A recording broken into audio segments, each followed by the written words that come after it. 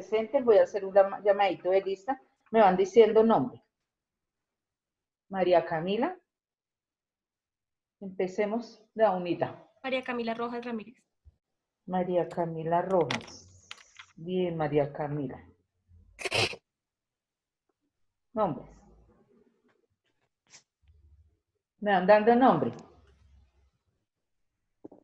¿Me escuchan? Niñas, María Angélica Murillo Castillo. María Angélica Murillo Castillo. María Angélica Murillo Castillo. ¿Quién sigue? Juana Rodríguez Guzmán. Juliana. Julianita. Sí. ¿Quién sigue? Roxana Franco Guerra. Roxana. ¿Quién sigue? Nuri Marcela Cristancho. Marcela Cristancho. Sí, señorita. ¿Quién me falta? Laura Alejandra Vela Sayas Vélez. Lauri. Laura. ¿Quién falta? Diana Carolina Casallas Vélez. Diana. Hoy están todas juiciositas. Bueno, todas estuvieron ayer, ¿no? Yo me quiero hacer un pequeño resumen. Señora. Vimos ayer no del video de la doctora, sino del video de los mecanismos. ¿Cómo concluimos más bien la clase?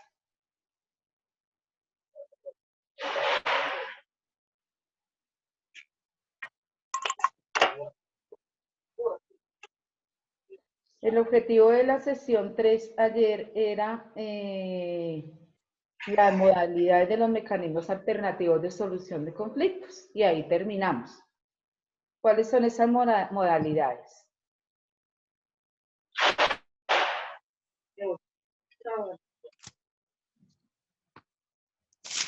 Les voy a recordar una parte, que de acuerdo a la participación activa, yo no sé si estoy grabando. Les voy a recordar una parte, les voy a ayudar. Que de acuerdo a la participación activa de las partes dentro de un conflicto, estos se dividen en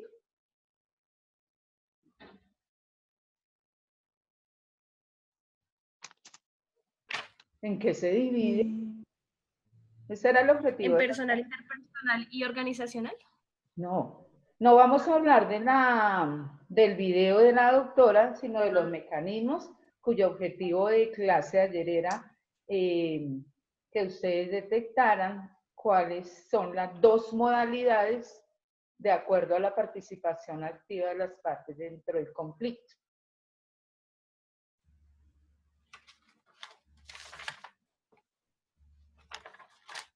En vez de decir carro se dice auto, ¿qué? Móvil. Autocompositivos Ah, y heterocompositivos.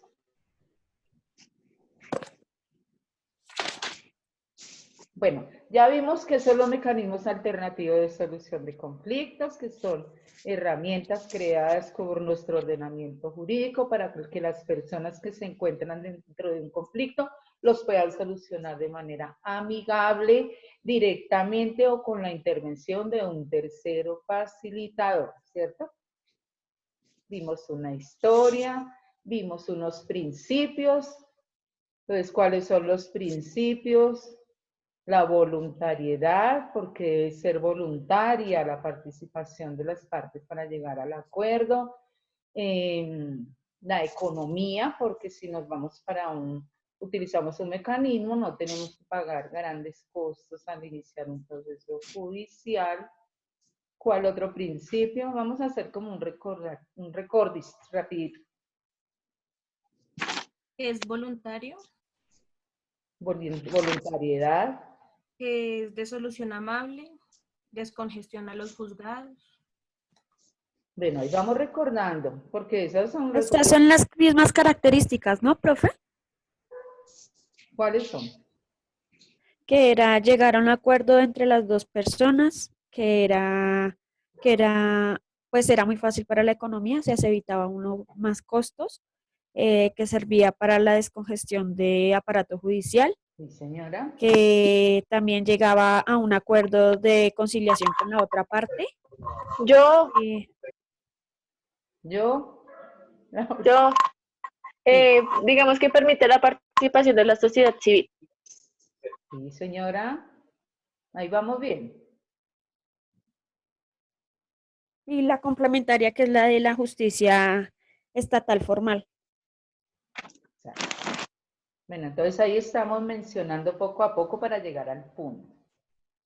Entonces ayer hablábamos que si las partes en conflicto o en controversia tienen la voluntariedad, la voluntad de solucionar su conflicto de manera amigable, se van a ir por la vía del diálogo, del acuerdo voluntario. Entonces, y quien no, de pronto alguna de las partes no tiene voluntad de sentarse a dialogar, de pronto a perder algo, pero a llegar a un buen acuerdo, que haya un gana-gana para las partes, entonces dice, no, yo inicio un proceso. Entonces se da por la vía legal. Por eso dice que de acuerdo a la participación activa de las partes dentro del proceso, toman la vía o el camino o la autopista que tiene hartas vías. Entonces, ¿cuál quiero tomar? Y ahí ese era el fin de la clase de ayer. Entonces, hay dos modalidades, esas dos vías, la autocompositiva y la heterocompositiva. ¿Cuál es la autocompositiva? La que se arregla con el diálogo, la que las dos personas están de acuerdo, la que se pueden solucionar por uno mismo. Exacto. Y la heterocompositiva Es la que ya inicia un proceso. Cuando alguno de las dos partes no está de acuerdo, entonces dice que prefiere, lo que acabo de decir, que prefiere iniciar un proceso y se van por la vía legal. perfecto. Ese era el objetivo ayer, de identificar esas dos vías.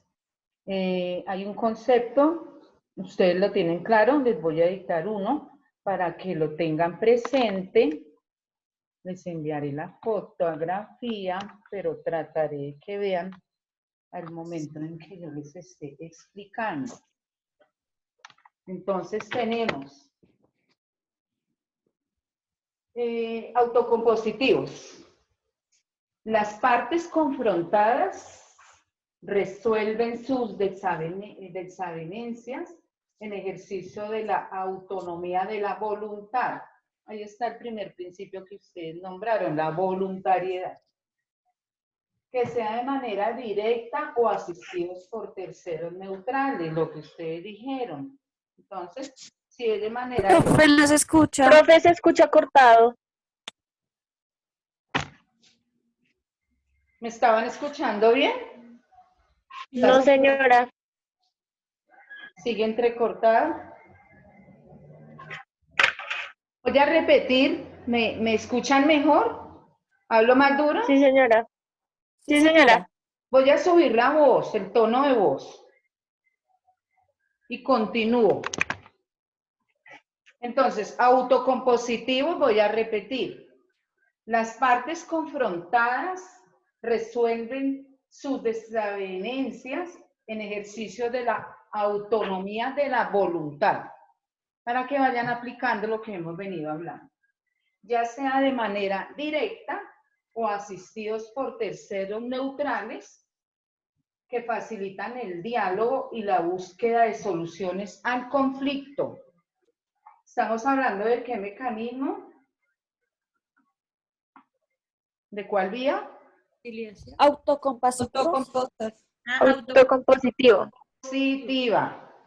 Bueno, se encuentran dentro de estos mecanismos la conciliación, la mediación, la negociación, la amigable composición. Y pasamos a la siguiente vía, la heterocompositiva. En estos mecanismos, las partes enfrentadas someten la solución de sus conflictos a terceros que se encargan de resolverlos, independientemente de la autonomía de la voluntad de las partes. ¿Qué quiere decir? Que ahí no hay autonomía de voluntad de las partes. Una de las partes dijo, no quiero, me voy por la vía legal, entonces, señor juez, dejo en sus manos mi asunto, decida usted. ¿Sí? ¿Quedó claro esa parte? Sí, señora. Bueno, en este segundo grupo se ubican los mecanismos de justicia formal y les explico dentro de un paréntesis que es el proceso judicial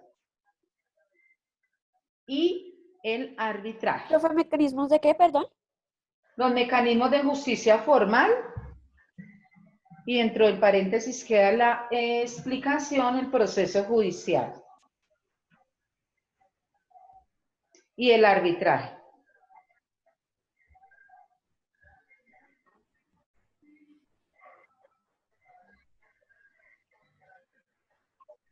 En materia laboral, este tipo de mecanismos también se aplican, porque cuando hay un conflicto entre empleador y empleado, sin que se haga grande esa bola de nieve, se puede utilizar. ¿Cuál tipo de mecanismos? ¿Cuál utilizarían ustedes con algún empleado? Para evitar las demandas, el de autocompositiva, ¿Cómo cuál? que se negocia, cuál? el que se hace la negociación por mediación, es amigable, la conciliación, y las dos partes están de acuerdo, Exacto. para evitar llegar a la judicial o al arbitraje. Sí, digamos ustedes como recursos humanos, pues no podrían iniciar una conciliación. La conciliación la tendrían que hacer o citar el empleado ante el Ministerio de Trabajo y citar a su empleador y allí se sientan a dialogar. Pero si fuera un asunto cualquiera que ustedes quieran poner para el ejercicio, en donde se puedan sentar a hablar con ese empleado.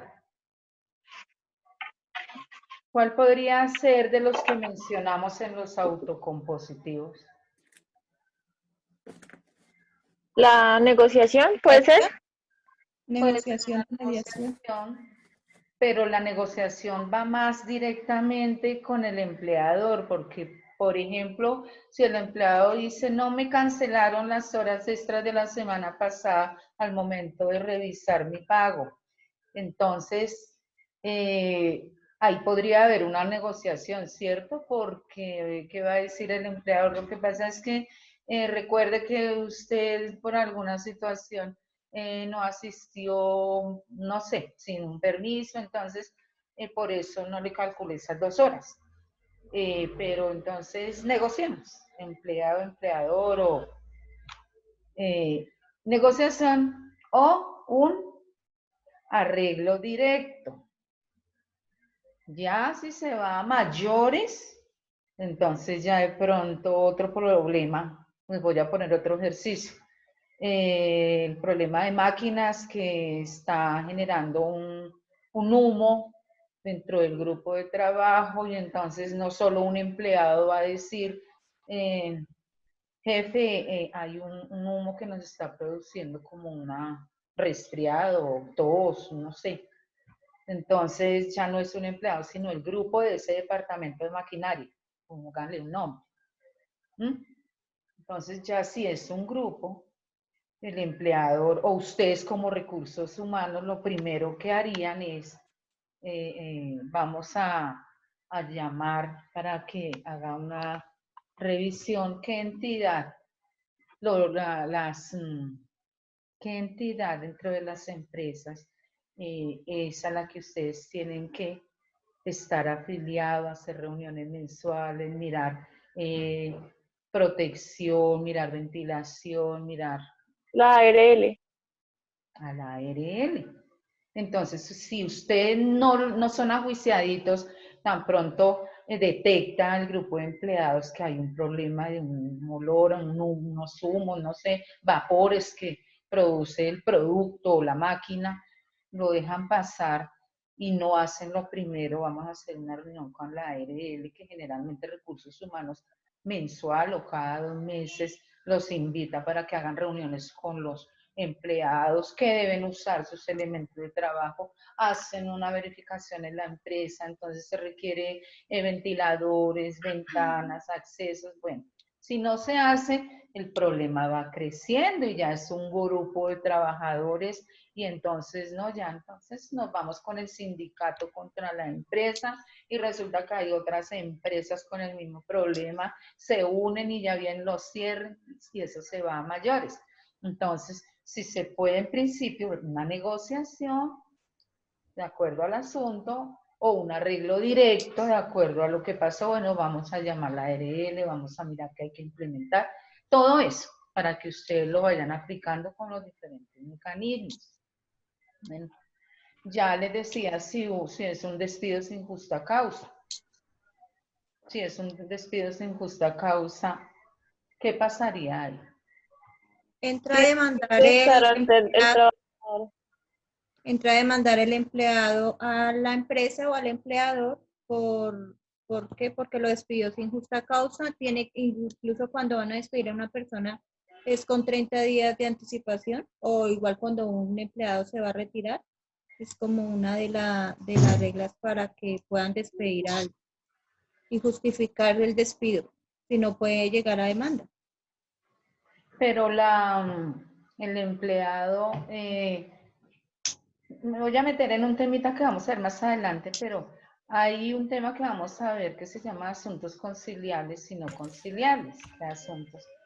En materia laboral, y hay unos requisitos, algunos asuntos de los conciliables que son requisito de procedibilidad, yo ya les había contado, para iniciar el proceso, es una obligación ese requisito, que agoten la conciliación.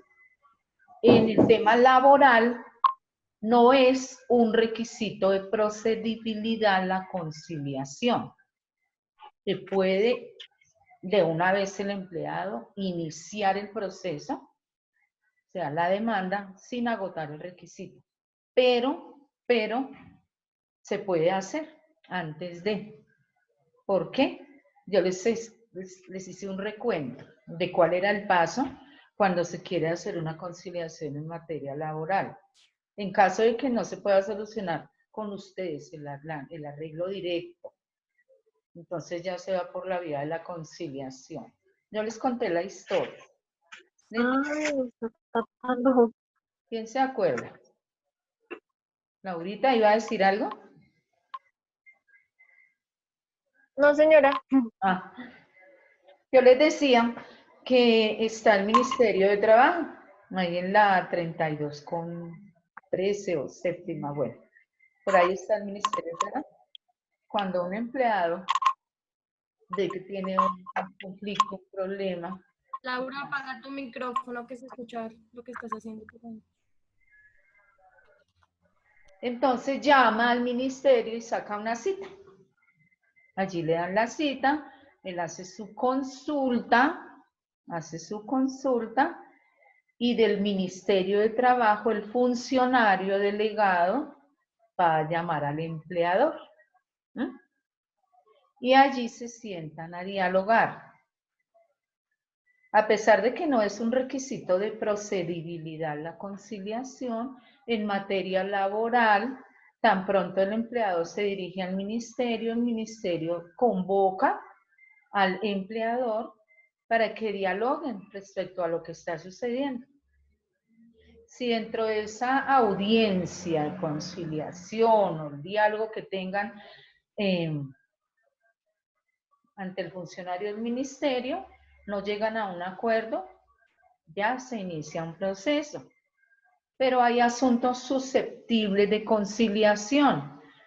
En laboral, Ese es un derecho fundamental. Por eso hoy vamos a hablar, esta es nuestra sesión 4 de los principios constitucionales de los mecanismos alternativos de solución de conflictos. Entonces vamos a tener muy en cuenta nuestra Constitución del 91. Creo que ya tienen ahí el enlace para que la puedan ver. Y quiero que alguna me lea el artículo primero de nuestro libro superior. ¿Sí la tienen? Yo lo leo, profe. Léalo, mi niña. Dice artículo 1. Colombia es un Estado social de derecho organizado en forma de república unitaria, descentralizada con autonomía de sus entidades territoriales, democrática, participativa y pluralista, fundada en el respeto de la dignidad humana, en el trabajo y la solidaridad de las personas que la integran y en la prevalencia del interés general. Entonces, Colombia es un Estado social de derecho. Entonces, existen unos derechos plasmados en esa Constitución del 91. Yo les decía en alguna ocasión, con nuestro Congreso de la República se dedica a ¿qué? A hacer leyes. ¿Se han oído hablar del Congreso? Entonces ellos se dedican a hacer leyes y leyes y leyes. Ellos son los que las crean. Perdóneme, María Angélica. Que había escuchado que a firmar leyes, algo así. Yo digo que ellos son quienes crean las leyes, es en el Congreso, ¿cierto? Eso, allá ganan millones, ellos ganan harto, ¿no? Y se sientan, algunos no, algunos duermen más rico ahí con esos micros, esas sillas, delicioso, y entonces sacan leyes, como que hay que subirles a ellos el sueldo porque lo que ganan no alcanza para la gasolina. Por ahí hubo una historia que no les alcanzaba para la gasolina, el celular, los vehículos personales, todo eso. Bueno, pero sacan leyes. Pero esas leyes deben ir de la mano y regidas con los derechos fundamentales que rezan esa Carta Magna que ustedes ya tienen ahí, que la deben tener para toda su vida hasta que haya alguna reforma.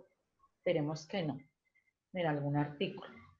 Entonces, si Marcela de pronto se pone a leer una ley que salió de nuestro Congreso, va a decir, no, pero es que esa ley está vulnerando derechos constitucionales.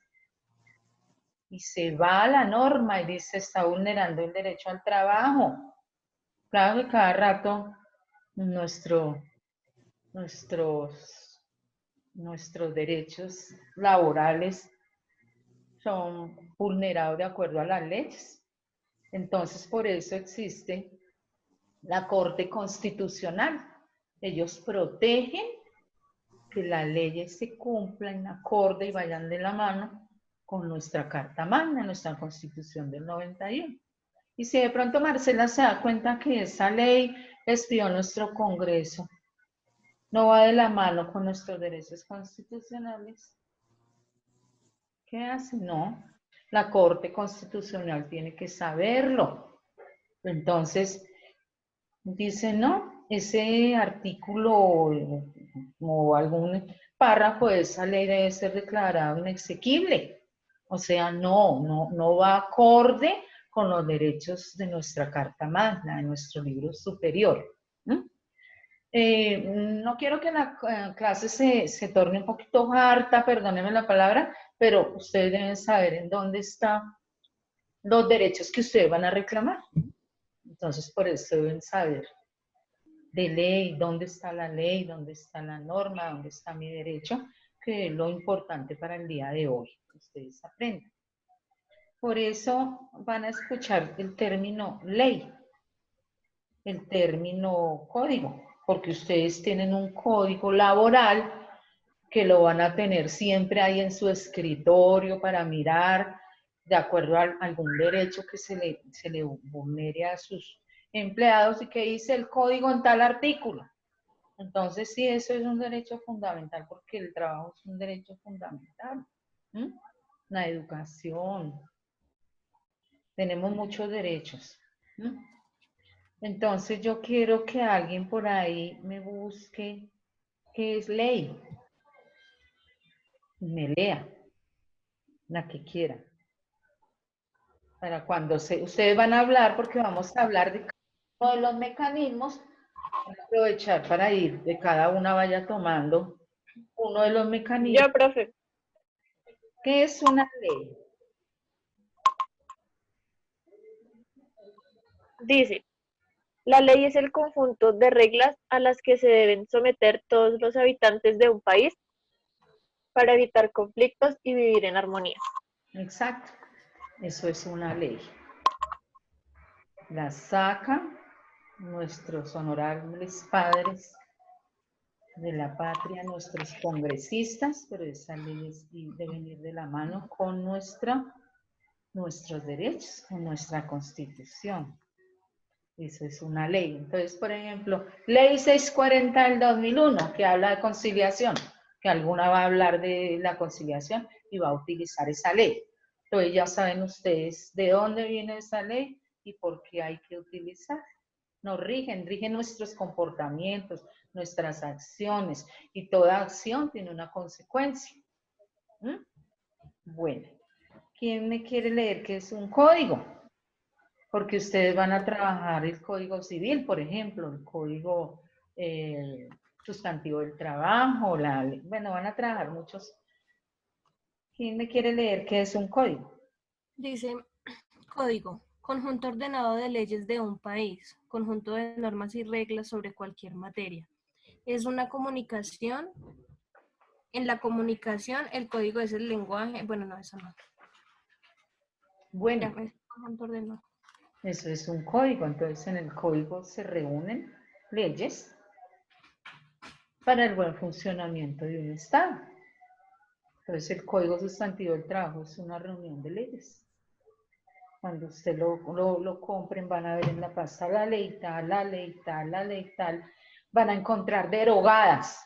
Hemos hablado, recuerdan en la historia que dijimos que la ley tal fue derogada por tal ley, y entonces todo eso es lo que hace diario el Congreso, derogar la Corte Constitucional. No lo voy a declarar inexequible porque no de la mano. Entonces el decreto tal, la ley tal. ¿Algo otra compañera, por favor, que es un decreto?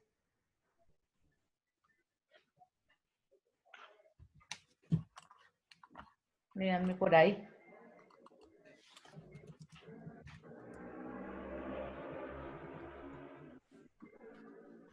Julianita. Dice, resolución o decisión que toma una persona o una organización con autoridad.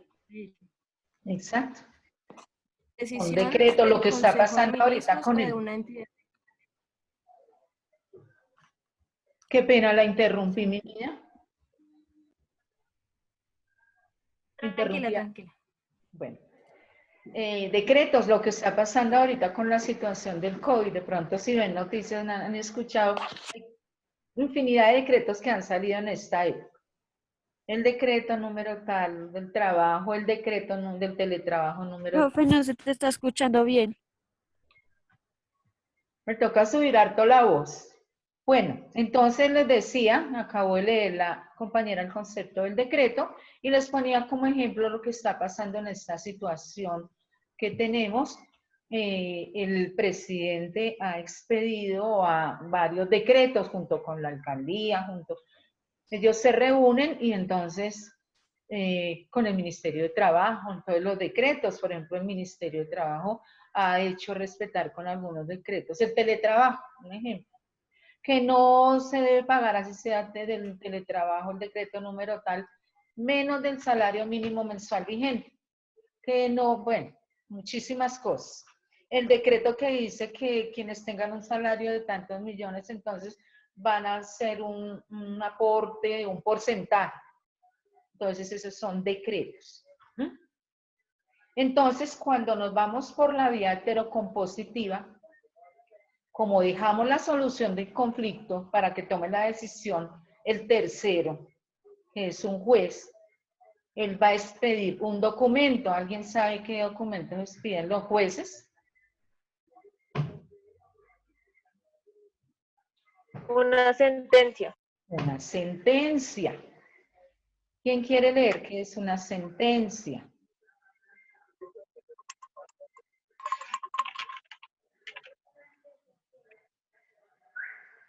Ya estoy buscando. Entonces, sí Dice que es una resolución de un juez o un tribunal con la cual se concluye un juicio o un proceso. eso es una sentencia. Y hay diferentes tipos de sentencias. Hay, por ejemplo, sentencias de la Corte Constitucional. ¿Cuáles son? Es en donde se analizan una o varias normas que cualquier ciudadano ha demandado, lo que el ejemplo que yo les decía. Si una de ustedes se encuentra una ley, alguna norma que no tenga o que no vaya de la mano con nuestros derechos, según nuestra Constitución del 91, entonces la Corte Constitucional emite una sentencia. Entonces dijimos que es cuando la Corte analiza si una o varias normas que cualquier ciudadano ha demandado son contrarias a las disposiciones contenidas en nuestra Constitución. ¿Mm? Entonces, hasta ahí vamos bien. ¿Por qué les voy a, ustedes deben conocer esto? Porque, por ejemplo, quien vaya a hablar de arbitraje, debe hacer un pequeño recuento de la ley 1563 del 2002. ¿Mm? Quien vaya a hablar de conciliación va a hacer un recuentico, un pequeño de la ley 640 del 2001, y así en cada uno de los temas. ¿Estamos claras, mis niñas? Bueno, entonces, continuando con nuestra Constitución, ya leímos el artículo primero de nuestro libro superior. Por eso es que nos dice que la jurisprudencia constitucional ha destacado los mecanismos alternativos de solución de conflictos como uno de los fines constitucionales. Son un buen mecanismo, y porque ella misma nos dice que esos mecanismos son un buen mecanismo para descongestionar el aparato judicial. Entonces, todo lo que hemos hablado desde que iniciamos la clase, cada uno de los mecanismos, por eso decimos son de rango constitucional, porque la misma jurisprudencia constitucional lo ha dicho. Buscan hacer efectivo uno de los bienes jurídicos. La verdadera solución del conflicto es pacífica. Es pacífica porque si llegara a ser violenta, entonces ya se va por otras vías. Nosotros podemos solucionar nuestros conflictos directamente y podemos solucionarlo cuando las partes tienen la capacidad, y eso lo dice nuestra Constitución. Y uno de los propósitos es que se le entregue a la persona la posibilidad de solucionar los conflictos directamente, lo que mencionó alguna de ustedes. Bueno. Y empieza a nombrar a cada uno de los mecanismos. Por ejemplo, los conciliadores en equidad, van a hablar una de ustedes. Van a hablar de... Ya de pronto, ya les dicté los temas, ya cada una puede analizar y dice, yo hablo de esto, profe, yo hablo de esto. Entonces vayan sacando eso. Recuerden que nosotros en la clase 6 ya tenemos el primer parcial. Entonces no sé si el miércoles o el jueves, de acuerdo a cómo vayamos avanzando. Hasta donde hayamos visto. Bueno, entonces ya tenemos claro el concepto de ley, de código, de sentencia. Estamos analizando nuestra Constitución del 91 porque dice que Colombia es un Estado social de derecho, democrático, participativo. ¿Qué más dice? Quiero que alguna de las niñas me haga el favor de leer el artículo 116 de la Carta Fundamental. Artículo 116 de la Constitución.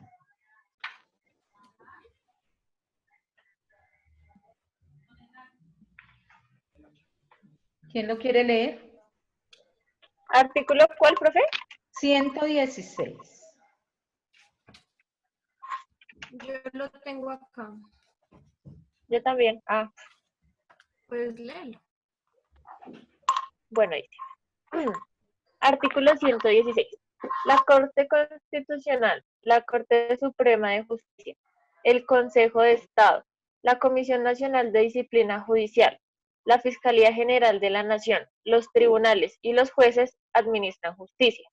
También lo hace la justicia penal militar. El Congreso ejercerá determinadas funciones judiciales. Excepcionalmente, la ley podrá atribuir función jurisdiccional en materias precisas a determinadas autoridades administrativas. Sin embargo, no les será permitido adelantar la instrucción de sumarios ni juzgar delitos. Los particulares pueden ser investidos transitoriamente de la función de administrar justicia en la condición de jurados en las causas criminales, conciliadores o en la de árbitros habilitados por las partes para proferir fallos en derecho o en equidad en los términos que determine la ley. Ese artículo 116 es fundamental para el ejercicio y la utilización de los mecanismos alternativos de solución de conflictos. Él es el que nos autoriza, el que nos permite. Dice que no podemos juzgar delitos, por supuesto, eso lo hace un juez, porque yo no puedo en una audiencia de conciliación decirle, mi señor, este es un delito gravísimo y no es conciliable porque es que es una violación en menor de 14 años, un acceso carnal. Entonces, lo declaro culpable o lo declaro inocente. Dentro de los asuntos conciliables y no conciliables existe, por ejemplo, ese. Ese no es un delito, ese no es un asunto conciliable, ese ya es bajo la justicia ordinaria, mediante el proceso, quien sí puede juzgar delitos. No lo podemos hacer ustedes en un arreglo directo, ni yo en una conciliación, ni en el Ministerio de Trabajo, no. Eso ya se queda en manos. Pero también está aclarando ese artículo, si ustedes lo analizan, que no, a los particulares les da una investidura transitoria para que administren justicia. Por eso el acta que levante allá el funcionario del Ministerio de Trabajo hace tránsito a cosa juzgada y presta mérito ejecutivo. Está administrando justicia. ¿Por qué hace tránsito a cosa juzgada y presta mérito ejecutivo? Porque si alguna de las partes, el empleador, ese saldito que le debía al empleado, no se lo cancela,